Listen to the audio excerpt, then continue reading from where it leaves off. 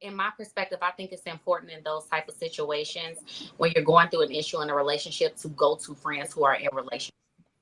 I think that's the most important thing first and foremost, or someone who you know already is going to not just be biased to your perspective. So I have a friend who's been in a relationship with her boyfriend that I put together in high school, and they're now engaged for over, 13 years. So when I have issues in a relationship and I come to her, I know she's going to give me, not only is she going to say, okay, I understand where you came from, but this is where you messed up.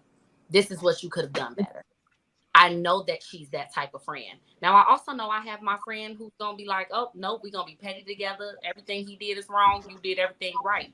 So I feel like as men and women, we both know what type of friends you need to go to when you really want that advice. And usually it's the friends that's already in relationships, or like in Hink in this situation, maybe the friends that are already engaged, that are already married, that can help you out with those situations. You shouldn't be going to your single friends to ask for relationship advice. They're going to be shooting off the wall. Even when I talk to my friends, I always have to let them know I'm not in a relationship. So everything that I'm saying right now could be wrong. But this is just my perspective.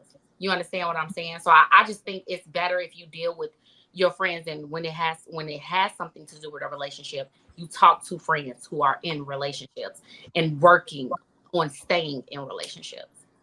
That's just Yeah, my. I think it's So valuable to just have people, right? We don't have to categorize them as friends or associates or whatever, but I think we all need each other. And I don't think, it's a male or female thing, because I have friends that are married and friends that are single. And I think it creates a balance when I'm able to go to all of them and get different perspectives on things, because I can't always figure things out on my own, because my perspective may only be one way. So I think it's healthy to understand somebody else's, understanding of a situation. I don't think it's bad to have a male friend or female friend or associate, or however you want to categorize it. I think it's healthy. But And when do you use that, Kelly? When do you step into that space to reach out to that? Like under what circumstance would you approach them on that? so let's say I have a misunderstanding with someone. I may not understand where they're coming from. I may ask them where they're coming from, but they may not be able to articulate their feelings. So I might go to my brother and say, who's married, and tell him the situation, and he might give me a different perspective on it. I could go to one of my female cousins and get a different perspective from her understanding. So, or just a friend. I just think that helps with understanding another person that you can't quite figure out. Or maybe I haven't been in that situation before. So I'm trying to figure those things out. I'm trying to process that. So I think it helps to have people, period. so you may think my answers is gonna be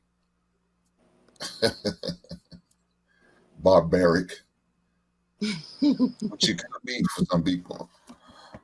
But I don't believe believe in having conversation with everybody. Not everybody need to know our business. See, that's a problem with our community now. We allow everybody into our relationship, and not everybody is the best for us. I don't know everybody's agenda. So if you go to your friend's biased towards you. They're not going to be biased towards me. They're biased towards you because you're their friend, male or female. It doesn't matter. They're biased towards you. They have a relationship with you. They love and care for you. They understand you because they know you. They don't know me, but you're going to willing to tell them everything that I've done wrong, or my faults, or what you wouldn't see an eye to eye with me. And now they're going to look at me when I come to the Thanksgiving table, that Thanksgiving, look at him, he ain't shit. I remember when he did this to Kelly. I remember when he did that shit to Kelly. Well, I don't know why Kelly got back with his sorry ass. I wouldn't put up with him. Hell no. It's a circle of two. Me and my Yeah. wife. Everybody's not getting involved in our relationship. Nobody, I'm not going to sit there and take, Ty, guess what my wife did? No, it's not what we doing here. If I got a problem, we're going to go to therapy. First, we're going to sit with each other on that goddamn couch and we're going to have a conversation. And we're going to figure this shit out. Somehow, some way, we're going to pray about it and we're going to come together and we're going to figure it out. If we can't figure it out together, me and her, then we're going to get a third party. We're going to get a therapist. Somebody I know is not biased towards her or me, going to be in her neutral. At least we both have a fair shot. I said, can't go to your mother and sit there and say, Mama, guess what my woman did? Guess what she did? You can't do that. Even if Kelly, you decide to go and talk to my mother, she's still going to have a bias towards her son. Or you talk to my daddy, he still have a bias toward her son. Because it's my son, it's my blood. There's not going to be an unbiased situation. It never has, it never will be. How can we sit there and say, oh, they're not going to be biased? Bullshit. They knew you way before they knew me. I married into the family. You was born in it. That's bullshit. Yeah, I agree with everybody not being in your business, but if you seek a therapist, that's still a person. So that still validates my point of needing people. Ma'am, I'm talking about having people who's not what you consider your friends. Yeah. That's what I'm talking about, man. I do want to get Allie in that too, because she's been pretty mute. Oh, we forgot about that. It's that ugly Baltimore jersey. Well, I got Lamar on. Come on now. But no, for me, I feel like I'm a bit short-sighted because I come from a different culture. I'm be very, Hank, you said it sounds barbaric, but the way I move different. I've never ever been the type of lady to call girls or mom or anybody to talk about my relationship. I mean, my longest relationship was 10 years and I didn't talk to anybody about anything that happened in my household. Now, you know, am I learning that there's a little bit of that can be okay, but probably to Hank's point, it probably should have been to a therapist. Like I don't know. I just don't. Like I didn't grow up like with a mother that I can call because there's a language barrier. So it's just never been in me to call. I figure it out and I'm going to figure it out with my partner. So any male friendships that I do have, none of it, literally none of it is like going to be talking about relationships. Like they're super kosher.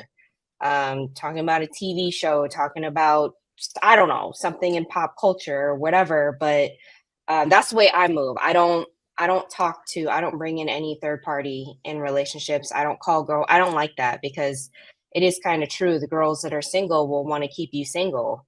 And I don't like unbiased. I don't like biased opinions. And I just don't like people in my relationship. That's just how I am when I'm in it's just, I don't mean, it's kind of weird. Maybe I'm a extra private person, but I don't like it. It's like, it's just a weird dynamic. If I'm having a tizzle with my partner, I'm not going to call anybody and tell them about anything. I don't care what it is. Yeah. So that's why I say, I feel like I'm short-sighted because I don't feel like I have that experience to know what that's like because that's just how I move. So you're not short-sighted, man. You're just on the dark side and that's okay. Welcome. It's just, yeah, I just don't do that. So welcome to the dark side.